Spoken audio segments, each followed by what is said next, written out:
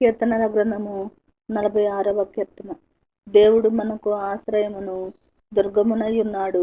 ఆపత్కాలములో ఆయన నమ్ముకొనదగిన సహాయకుడు.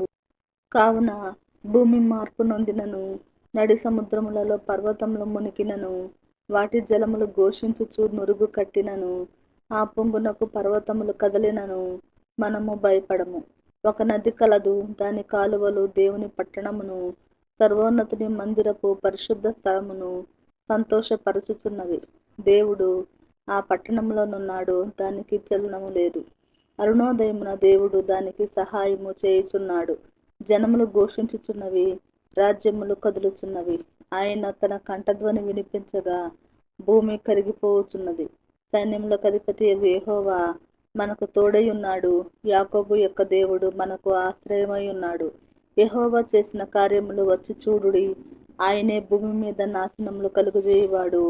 ఆయనే భూదిగంతముల వరకు యుద్ధములు మాన్పువాడు. విల్లు విరుచువాడును, బల్లెమును తెగ నరుకువాడును ఆయనే. యుద్ధ రథములను అగ్నిలో కాల్చివేయువాడు ఆయనే. ఊరకుండుడి, నేనే దేవుడినని తెలుసుకొనుడి. అన్యజనులలో నేను మహోన్నతుడనగుదును, భూమి మీద నేను మహోన్నతుడనగుదును. సైన్యములకు అధిపతి యెహోవా మనకు తోడై ఉన్నాడు. యాకోబు యొక్క దేవుడు మనకు ఆశ్రయమై ఉన్నాడు.